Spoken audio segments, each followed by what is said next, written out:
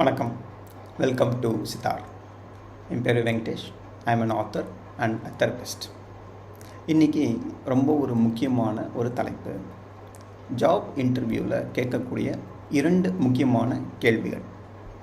அதாவது முக்கால்வாசி இன்டர்வியூவில் ஆல்மோஸ்ட் 70% இல்லை ஆல்மோஸ்ட் ஈவன் 90% ஆஃப் த இன்டர்வியூஸில் கேட்கக்கூடிய 2 முக்கியமான கேள்விகள். அதை பற்றி தான் நம்ம டீட்டெயில்டாக இன்றைக்கி பார்க்க போகிறோம்.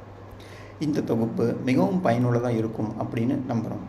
உங்களுக்கு இந்த வீடியோ பிடிச்சிருந்ததுன்னா லைக் பண்ணுங்கள், ஷேர் பண்ணுங்கள், சப்ஸ்கிரைப் பண்ணுங்கள். உங்கள் கமெண்ட்ஸில் நீங்கள் உங்களுக்கு என்ன தேவைன்றதையும் நீங்கள் என்ன இதிலேருந்து பயன்பெற்றீங்க அப்படின்றதையும் ஷேர் பண்ணுங்கள். இப்போது இந்த 2 முக்கியமான கொஸ்டின்ஸ் என்ன அப்படின்றத நம்ம பார்க்கலாம். ஃபஸ்ட்டு கொஸ்டின், முக்கால்வாசி இன்டர்வியூஸில் நமக்கு கேட்கக்கூடிய முதல் கேள்வி, del us about your self. அல்லது இப்படி கூட கேட்கலாம், இன்ட்ரடியூஸ் யுவர் செல்ஃப். இந்த மாதிரி கேட்கும்பொழுது நிறைய பேர் அந்த கேள்விக்கு ரொம்ப சாதாரணமாக அவங்களுடைய பெயர், அவங்க படித்த கோர்ஸ், அவங்களுடைய படிப்பு, அதனுடைய ஸ்பெஷலைசேஷன், அவங்க பிறந்த ஊர், இதை பற்றி தான் சொல்லுவாங்க. இது அவங்களுக்கு ஆல்ரெடி தெரியும். உங்களுடைய ப்ரொஃபைல் பார்த்து இன்டர்வியூக்கு அவங்க ஷார்ட் லிஸ்ட் பண்ணும்பொழுதே இந்த டீட்டெயில்ஸ் அவங்களுக்கு ஆல்ரெடி தெரியும். ஸோ இதையே நீங்கள் ரிப்பீட் பண்ணுறதுல எந்த பிரயோஜனமுமே இல்லை, யாருக்குமே எந்த பலனுமே கிடையாது. அது டைம் தான் வேஸ்ட் ஆகும். நீங்கள் இந்த கேள்விக்கு எப்படி பதில் சொல்லணும் அப்படின்றத பார்க்கணும். அதுக்கு முன்னாடி நம்ம 2வது கேள்வியும் பார்த்துடலாம். இது இன்டர்வியூ முடியும் போது last question. Second question, do you have any questions? would you like to ask anything? do you want to know anything more? அப்படின்னு கேட்பாங்க. இந்த மாதிரி உங்களுக்கு கொஸ்டின்ஸ் இருக்கான்னு கேட்கும்பொழுது இது உங்களுடைய தருணம். நீங்கள் கேட்க வேண்டிய ஒரு வாய்ப்பு உங்களுக்கு கொடுக்கப்பட்டிருக்கு. அவங்களும் அதுதான் எதிர்பார்க்குறாங்க. அதனால் நீங்கள் தவறாமல் இந்த வாய்ப்பை பயன்படுத்திக்கணும். இதுக்கும் நிறைய பேர் கேண்டிடேட்ஸ் ப்ரிப்பேர் பண்ணுறதே இல்லைங்க. அவங்க உடனே no I don't have any questions அப்படின்னு சொல்லிடுவாங்க. இல்லை சும்மா ரொம்ப சிம்பிளாக கேட்கணுமேன்றதுக்காக ஒரு கேள்வி கேட்டு விட்டுருவாங்க. அது ரொம்ப ரொம்ப ரொம்ப நல்ல ஆப்பர்ச்சுனிட்டி நீங்கள் நழுவ விட்டுட்டீங்க. அந்த மாதிரி தேவையா? அப்படி இருக்கக்கூடாது. நீங்கள் எப்போவுமே ஒரு இன்டர்வியூக்கு போகிறதுக்கு முன்னாடி இந்த 2 கொஸ்டின்ஸ்க்குமே நல்லா ப்ரிப்பேர் பண்ணி உங்களை தயார்படுத்திக்கணும். First question, tell us about yourself, introduce yourself. இல்லை சக்சீடிங் அதுக்கப்புறம் கூட tell us more about yourself கூட கேட்கலாம். இந்த வாய்ப்பு வரும்பொழுது நீங்கள் என்ன பண்ணணும் அப்படின்னாக்கா, முதல்ல ரொம்ப சுருக்கமாக உங்களை பற்றி சொல்ல ஸ்டார்ட் பண்ணி டீட்டெயில்டாக அந்த வேலைக்கு என்ன ஸ்கில்ஸ், என்ன அனுபவங்கள், என்ன திறமை, என்ன அவங்க எதிர்பார்க்குறாங்களோ அது உங்ககிட்ட இருக்கிறத அதை நீங்கள் எக்ஸ்பிளைன் பண்ணி அழகாக எடுத்து சொல்லணும். அது ரொம்ப நேச்சுரலாகவும் ரொம்ப இயற்கையாகவும் உங்களுக்கு இயல்பாக வரக்கூடிய அந்த விஷயங்களை நீங்கள் எடுத்து சொல்லணும். இது ஆர்டிஃபிஷியலாக நீங்கள் சும்மா ஃப்ரேம் பண்ண மாதிரி இருக்கக்கூடாது. அந்த மாதிரி சொன்னால் அது நிச்சயமாக அது மற்ற கேள்விகளில் அதற்கான பதில் வெளியில் வந்துடும். அப்போ நீங்கள் என்ன செய்யணும், நல்லா ப்ரிப்பேர் பண்ணிக்கணும். இதுக்கு கரெக்டாக பொறுமையாக நிறுத்தி நிதானமாக அழகான ஒரு பதிலை நீங்கள் சொல்லணும். A beautiful answer all about your self. இதை தான் அவங்க எதிர்பார்க்குறாங்க. அதாவது எந்த விதத்தில் இந்த பணிக்கு நீங்கள் ஏற்று ஒரு தகுதியான ஒருவர் அப்படின்றத அவங்க புரிஞ்சிக்கிறதுக்கு, அது உங்களையும் புரிஞ்சிக்கிறதுக்கு இது ஒரு முதல் படி.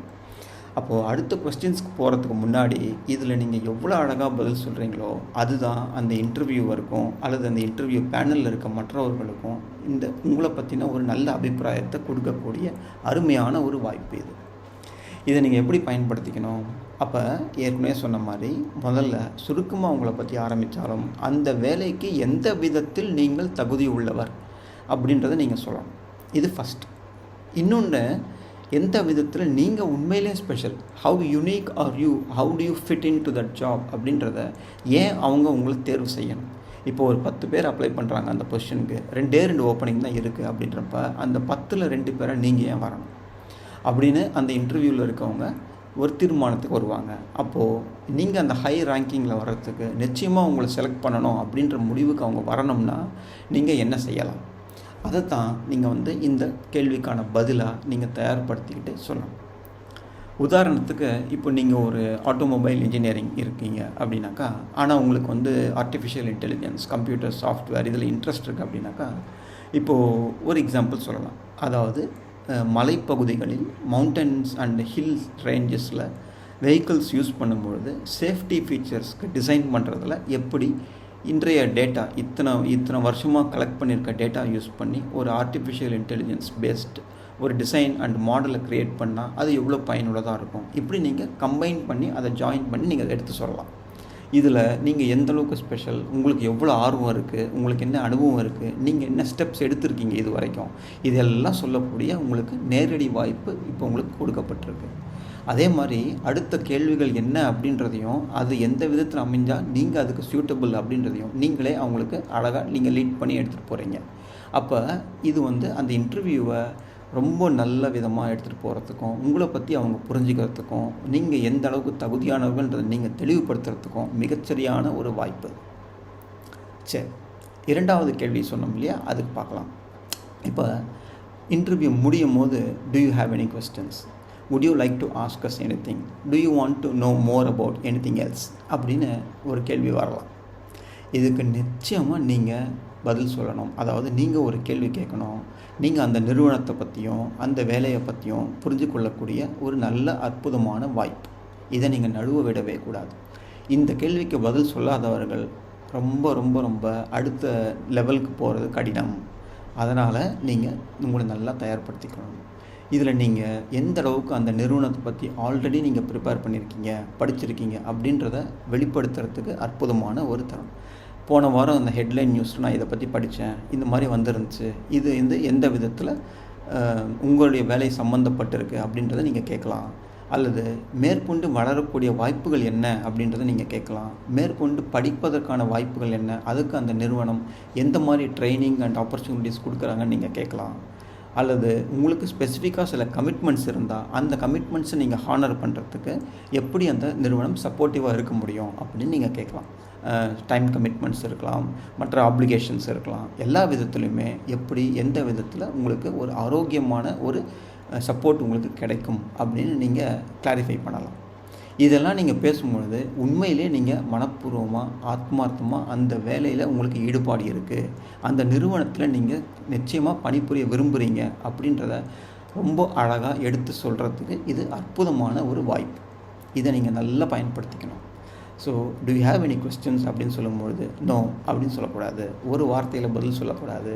இன்ஸ்டெட் நீங்கள் என்ன செய்யலாம்னா yes I do have, can I ask this அப்படின்னு சொல்லி நீங்கள் அழகாக கேட்கலாம். அப்படி கேட்கும்பொழுது உண்மையிலே உங்களுடைய அந்த ஈடுபாடு, your interest, your passion and how committed you are அப்படின்றத அந்த இன்டர்வியூவர்ஸும் ஹையரிங் மேனேஜர்ஸும் புரிந்து கொள்வதற்கு இது அற்புதமான வாய்ப்பு. அதுக்காகவே உங்களுக்காக கொடுக்கப்பட்ட தருணம் அது. அந்த தருணம், அந்த வாய்ப்பை நீங்கள் நிச்சயமாக நல்லா பயன்படுத்திக்கணும். So tell us about yourself அப்படின்றதுக்கும் do you have any questions அப்படின்றதுக்கும் இந்த 2 கேள்விகளுக்கு நீங்கள் கரெக்டான ரெஸ்பான்ஸ் கொடுக்கும் பொழுது நிச்சயமாக அந்த இன்டர்வியூவில் நல்ல பர்ஃபார்மன்ஸ் அப்படின்றது உங்களுக்கு கை கொடுக்கும். இதே மாதிரி இன்னும் நிறைய கேள்விகள் இருக்குது. அதே மாதிரி உங்களுடைய ஸ்ட்ரென்த்ஸ் அண்ட் வீக்னஸ், அந்த கேள்விக்கும் ரொம்ப அழகாக நீங்கள் பதில் சொல்லலாம். வீக்னஸ்னு வரும்பொழுது ஸ்ட்ரென்த்தையே வீக்னஸாக டிஸ்கைஸ் பண்ணி நிறைய பேர் பதில் சொல்லுவாங்க. அது அவ்வளோ ஏற்றுக்கொள்ளக்கூடியதல்ல. அது நீங்கள் ஓப்பனாக ஜெனுவினாக நல்லா அழகாக எடுத்து சொல்லலாம். அதுக்கான கொஸ்டின்ஸ் அண்ட் டீட்டெயில்ஸை இன்னொரு காணொலியில் நம்ம விளக்கமாக பார்க்கலாம். அதுவரை உங்களுக்கு நன்றி கூறி வாழ்த்தையும் கூறி விடைபெறுகிறேன். மீண்டும் அடுத்த ஒரு காணொலியில் பார்க்கலாம். வாரம் புது வீடியோக்களோட உங்களை சந்திக்கிறதுல மிகவும் மகிழ்ச்சி. உங்களுக்கு இந்த வீடியோ பிடிச்சிருந்தா லைக் பண்ணுங்கள், ஷேர் பண்ணுங்கள், சப்ஸ்கிரைப் பண்ணுங்கள். மேலும் நல்ல விஷயங்கள் உங்களுக்கு தெரியணும்னு விருப்பப்பட்டீங்கன்னா கமெண்ட்ஸில் அதை நீங்கள் எழுதுங்க. நிச்சயமாக நாங்கள் முடிந்த அளவுக்கு ரெஸ்பான்ஸ் பண்ணுறோம். மேலும் மீண்டும் gear up for success and victory. Wishing you a very healthy, wealthy and happy life and best wishes for your life and your career. நீங்கள் மேலும் நல்லபடியாக உங்களுடைய வேலையில் முன்னேறத்துக்கும் உங்களுடைய ப்ரொஃபஷனில் முன்னேறத்துக்கும் வாழ்த்துக்கள். நன்றி, வணக்கம்.